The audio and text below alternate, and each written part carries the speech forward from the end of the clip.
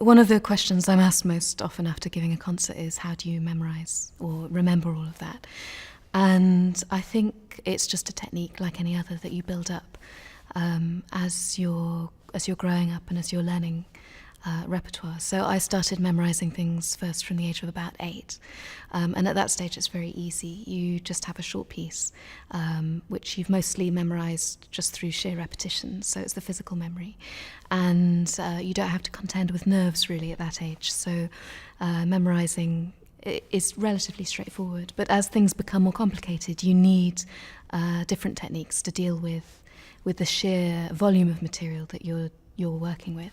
And one of the things I tend to do now is, after learning a piece, usually I've memorised it mostly just through, again, repetition and physical memory, but I then take the piece away from the piano and I'll sit there.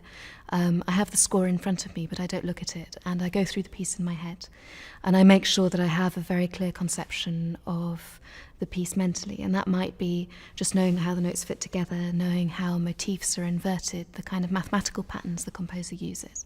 If I'm trying to remember the structure of a piece, it might be a visual clue from the score, although my visual memory is actually very poor.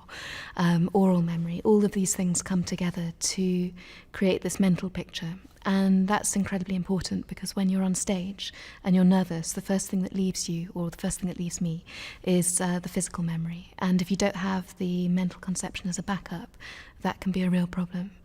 So I think in terms of memorising, using as many different kinds of memory as possible is absolutely vital.